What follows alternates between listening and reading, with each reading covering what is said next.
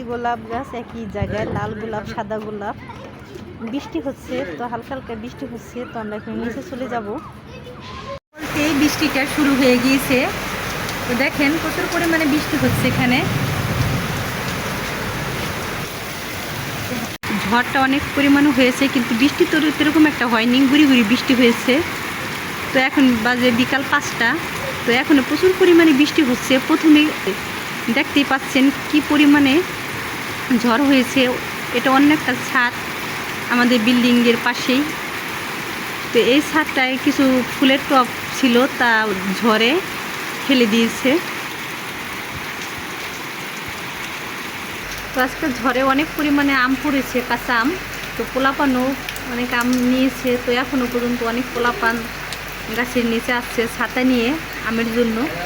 তো এই মহল্লার ভিতরে এই মহল্লার ভিতরেই আমাদের বাড়িতেই শুধু 2টা আম গাছ রয়েছে। তো যত এই সাইডের যত পোলাপান আছে ছোটো ছোটো, বাতাস ঝড় ছাড়ার সাথে সাথে তারা আমের জন্য গাছের নিচে এসে বসে থাকে। তো ভালো লাগে ওদের। বাজারে অনেকেই কিনে আম থাকে, কিন্তু চাইলে কিনে খেতে পারে, কিন্তু গাছ থেকে যে একটা আম পড়ার অনুভূতি, মানে ভালো লাগে ওটা কুড়িয়ে নিতে। তো ওটার জন্য আমার মনে হয় ওরা এরকম করে বেশিটা। তো এবার অনেক আম গাছের ঠাল ছিল, অনেকগুলো ঠালেই কেটে ফেলেছে আম গাছের। তো প্রচুর পরিমাণে আম হয়, বেশিরভাগ ঠালেই কেটে ফেলেছে, কিছু কিছু ঠাল রেখেছে। তো এদিকে আমরুপালি গাছের মাত্র 2টা ঠাল আছে। তো এখানে আমরুপালি গাছের মাত্র 2টা ঠাল রয়েছে, আর সব ঠালটি কেটে ফেলেছে, গাছের বেশি অংশই কেটে ফেলেছে। এই সাইডে দেখতে পাচ্ছেন বড় একটা আম গাছ রয়েছে, খুঁজলি আম। তো এটারও বেশিরভাগই ঠাল কেটে ফেলেছে পোলাপানের জন্য। তো নিচ থেকে ওরা ইটা মারে আমের জন্য। তো এখানে 3 তলার আমাদের থাই জানলাটা ভেঙে ফেলছে পুরাটা, নিচ থেকে ইটা মেরে ওরা। তো ভেবেছি এই কারণে এবার আম গাছের ঠালগুলি কেটেই ফেলেছে। তো ভেবেছিল আম গাছই কেটে ফেলবে, কারণ পোলাপানে খুবই বিরক্ত করে, ছোটো ছোটো পোলাপান। তো কত টাইম ওদের না বলে থাকা যায়, একদিকে ওদের না বলে অন্যদিকে ওরা আম পাড়া শুরু করে দেয়। তো পোলাপান তো বলে বোঝানো যায় না। তো আম পারে ঠিক আছে, তো এটা আম গাছ থাকলে পোলাপানে পারবে 1-2টা আম, কিন্তু তা পারুক। কিন্তু এখানে যে ওরা থাই জানলাটা ভেঙে ফেলছে, এখানে বাবু শুয়ে থাকে, তো যে কোনো একটা ক্ষয়ক্ষতি হতে পারতো। এই কারণে আমরা রাগ করে আম গাছের ঠালটি কেটে ফেলেছি।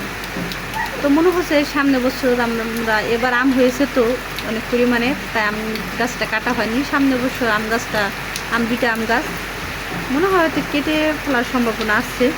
তো দেখি। তো বৃষ্টি হচ্ছে, ভালোই লাগছে বিকালের টাইম। তো এখন ভাবছি কিছু একটা রান্না করব, কিছু একটা বানাবো বিকেলে।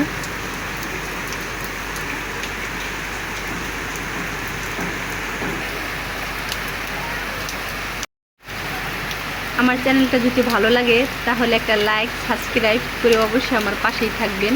তো কমেন্টে আপনাদের মতামতটা আমাকে জানাবেন, তো কেমন হয়েছে আমাদের এই ঝড়ের স্কুলের সব মিলিয়ে ভিডিওটা। তো ভিডিওতে আপনারা দেখেন অনেকেই, কিন্তু কেউ একটা লাইক সাবস্ক্রাইব করেন না। তো একটা লাইক সাবস্ক্রাইব আমার ভিডিওতে করে দিবেন। তো একটা লাইক সাবস্ক্রাইব যদি করে দেন তাহলে আমার পরবর্তী ভিডিও করার জন্য আগ্রহটা বেড়ে যায়। এখানে একটা লোক আসছে ভিজে ভিজে।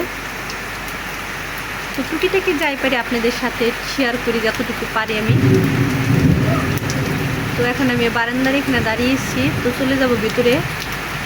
মেঘ আকাশে বিদ্যুৎ চমকাচ্ছে। ভিডিও দেখার জন্য আমার সাথেই থাকবেন। তো পরবর্তী ভিডিও দেখার জন্য আমার সাথেই থাকবেন, লাইক সাবস্ক্রাইব করে, আর কমেন্টে আপনাদের মতামতটা জানাবেন। তো এখানে আমি আজকে বিদায় নিচ্ছি, আল্লাহ হাফেজ। এখানে মসজিদ, তো মসজিদে বাচ্চারা বিকেল 5টার পরে আরবি পড়াশোনা করতে আসে, আরবি পড়তে আসে। তো বাচ্চারা জানলা দিয়ে তাকিয়ে আছে, ওরাও বৃষ্টিটা দেখছে। তো ওদের কাছেও পোলাপান ভালো লাগছে। তো আমি এখানে এদিকে জানলার পাশে দাঁড়িয়েছি। তো এই সুযোগে ওদের ভিডিওটা একটু করে দেখালাম। তো আমাদের এই পাশেই ওরা থাকে, ওদের বাসা।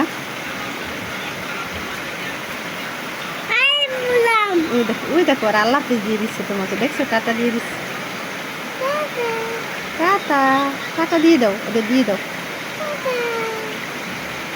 বিকাল 5টার দিকে প্রচুর পরিমাণে বৃষ্টি হচ্ছে, তো দেখতেই পাচ্ছেন। প্রথমে ঝড় হয়েছিল, বাতাস খুব বাতাস হয়েছিল, এখন বৃষ্টি